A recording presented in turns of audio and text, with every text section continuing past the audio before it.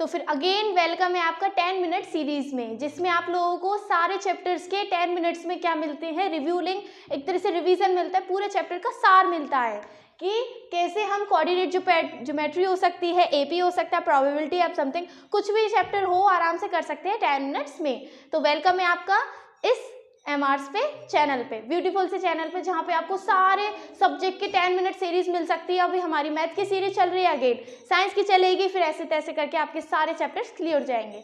तो coordinate geometry के पहले आपकी बन चुकी है, वो आप देख सकते हैं अगर किसी को रिवीजन करना है। अब करते हैं स्टार्ट एपी का। Welcome MRians, let's together make our achievements real. Let's get started with AP. तो एपी में देखो मैंने क्या बना रखा है, कितने तरीके के मतलब फॉर्मूले, सम वगैरह दे रखे हैं। एक तरह से मान लो सारे क्वेश्चंस जितने टाइप के होते हैं ना, सब इन्हीं फॉर्मूले से मिलके बने हैं। तो कैसे इन्हें करते हैं, सबसे पहला जो है, सबसे मोस्ट ईजी फॉर्मूला है इस चैप्टर का कि nth टर्म हम कैसे निकालेंगे किसी एपी का। कोई एपी दे रखी है कि लेट सपोज 3, 5, 7, 9 करके कुछ एपी, और इसका हमें nth टर्म निकालना है। nth टर्म का मतलब क्या है कि 63rd टर्म हो सकता है, 53rd टर्म हो सकता है। तो उसका फॉर्मूला क्या होता है, nth टर्म का tn equals to a plus n minus 1 into D. आपको एलिमेंट्स पता होने चाहिए कि what is a, what is n, what is d and what is tn। tn तो आप लोगों को पता ही होगा कि nth टर्म होता है, ठीक है। इसे tn भी लिख सकते हैं और an भी लिख सकते हैं, ठीक है। देन इसके आगे एक और चीज़ क्या है कि अगर हमें कोई जनरल एपी दे रखी हो तो हम कैसे निकालेंगे। मान लो हमें दे रखे एलिमेंट्स की फर्स्ट टर्म तुम्हें दे रखा है 1 एंड कॉमन डिफरेंस है तुम लोग का -2, तो एपी बनाओ कि कैसे हम एपी बनाएंगे। तो उस एपी को बनाने का जो तरीका है वो ये है कि फर्स्ट टर्म निकालेंगे तो पहला ही टर्म होता है a, तो तुम लोग को पता ही होगा। a2 होता है हमारा a प्लस डी, a3 है a प्लस 2d और a4 है a प्लस 3d। अगर हमें a65 दे रखा हो तो कैसे निकालेंगे, a प्लस 64d, क्योंकि अगर यहाँ पर 4 नंबर है तो d के साथ उसी का 1 कम नंबर हम लेते हैं। मतलब 4 है तो हम लेंगे 3, 99 है तो हम लेंगे 98, 100 है तो लेंगे 99। तो ऐसे करके हमने ये वाले general terms of an AP भी क्लियर कर लिया। मतलब ये मान लो nth टर्म की जो फर्स्ट एक्सरसाइज थी वो क्लियर हो गई है सिर्फ 3 फॉर्मूले से। बस 3 फॉर्मूले लर्न करने थे कि nth, 3 फॉर्मूले भी नहीं है, सिर्फ 2 फॉर्मूले हैं। nth टर्म दे रखा हो तो फॉर्मूला ये रहा और ये रहा, इसका क्लियर हो गया। बढ़ते हैं सेकंड एक्सरसाइज पे कि हमारे सम ऑफ nth टर्म्स क्या दे रखे हैं। देखो मैंने सिर्फ वही टॉपिक्स लिखे हैं जो तुम लोग के सिलेबस में आ रहे हैं। मैंने कंसेक्यूटिव टर्म्स वाला जो टर्म्स है वो नहीं लिखे क्योंकि वो तुम लोगों के एग्जाम में नहीं आएंगे। तो फिर सम ऑफ n टर्म्स, अगर हमें nth टर्म्स दे रखे किसी एपी तक तो उनका कैसे सम निकालेंगे। तो उसके फॉर्मूले कितने हैं, 2 हैं। 2 फॉर्मूला कैसे हैं, Sn equals to n upon में 2, 2a plus n minus 1 into D. मैं अगेन कह रही हूँ कि एलिमेंट्स हम लोग को पता होने चाहिए कि what is a, what is n, what is d and what is Sn। Next formula क्या है, Sn equals to n upon में 2a प्लस l।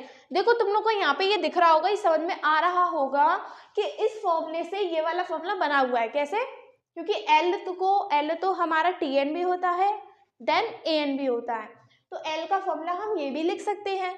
तो a plus n minus 1 into D जब रखेंगे तो a प्लस ए तो 2a हो जाएगा, a प्लस ए क्या हो जाएगा 2a। तो इस फॉर्मूले को अगर तुम लोग याद कर रहे हो अच्छे से तो इसकी हेल्प से ये वाला फॉर्मूला भी बन सकता है। लेकिन ये भी ध्यान से देखना या फिर अपने ध्यान में रखना कि ज़्यादातर अगर सम के क्वेश्चन यूज होंगे या फिर आएंगे तो तुम लोगों को ये वाला फॉर्मूला जो है पुट करना है किसी भी क्वेश्चन में, ठीक है।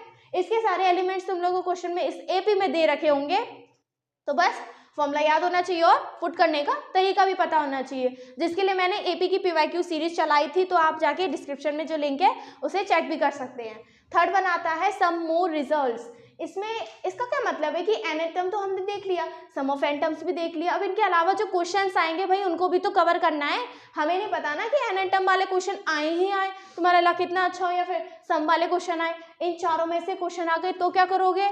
लेकिन ऐसा मत समझना कि चारों बिल्कुल अलग है, यूनिक है, डिफरेंट है, सेम इन्हीं में से मिलके बने हैं, बस थोड़े अलग हैं। क्या है, nth टर्म फ्रॉम एंड, ये तुम लोगों ने कॉन्सेप्ट पढ़ाई होगा और इसके मैंने 5 क्वेश्चंस अलग से करवाए भी थे पीवाईक्यू सीरीज में, आप चेक कर सकते हैं।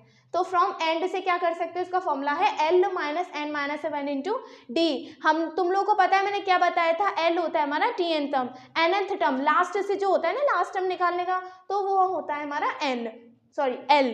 फिर n आप लोगों को दे रखा होगा क्वेश्चन में, d भी दे रखा होगा, निकाल सकते हो। तो nth टर्म हमने फ्रॉम एंड निकाल लिया। सेकंड है, देखो अगर हमें सम दे रखा हो, सम की कोई भी इक्वेशन दे रखी होती है कि Sn हमारा दे रखा है 63q माइनस का 3q स्क्वायर, तो इसकी हेल्प से हम कैसे nth टर्म को निकालेंगे, तो वो फॉर्मूला कैसा है, ये वाला है। यहाँ से तुम लोग का nth टर्म निकल के आएगा, कुछ इस तरीके की इक्वेशन बनेगी। देन तुम लोगों से बोला होगा 16 टर्म निकालो, 15 टर्म निकालो, तो यू नो n की वैल्यू इस इक्वेशन में क्या करनी है, पुट करनी है और आंसर हो जाएगा। ठीक है, फिर क्या है, थर्ड वन है A B C are terms of AP, मतलब कि A comma B comma C आपको एपी के टर्म्स दे रखे होंगे, तो हम कैसे निकालेंगे। मान लो कोई एक गायब कर दिया कि दे रखा हो 1,x,5, तो x की वैल्यू कैसे निकलेगी, तो x एक तरह से हमारा b है, इसकी इक्वेशन बनाओ और ऐसे करके क्या कर दो, इसे सॉल्व कर दो। ये भी एक तरह से जनरल टर्म जैसा फॉर्मूला है एपी का, बीच के टर्म्स निकालने का तरीका है। देन लास्ट वन आ जाता है find AP whose nth term is given. हमें एपी निकालनी है जिसमें nth टर्म गिवन होगा, an दे रखा होगा या फिर tn दे रखा होगा। इसके अलावा कोई और भी इक्वेशन हो सकती है, -n होगा, -n² भी हो सकता है, या फिर 2n प्लस का 5 भी हो सकता है। तो तुम लोगों को बस क्या करना है, तुम लोगों से बोला होगा कि find first 5 terms of AP, तो n की वैल्यू क्या करनी है, पुट करना चल रहा है। अब तुम लोगों को पता है 0 तो होता नहीं है, 1 से स्टार्ट होती है, तो n की वैल्यू 1 पुट करेंगे, फिर देन 2 के बाद 3 के बाद 4 के बाद 5, और ऐसे करके हमारी ये वाला भी क्लियर हो जाएगा। आया समझ में। यहाँ से लेकर हमने nth टर्म से स्टार्टिंग करी और लास्ट सम पे खत्म करी, फिर सम वो रिजल्ट में यहाँ से लेकर यहाँ पर खत्म कर चुका है।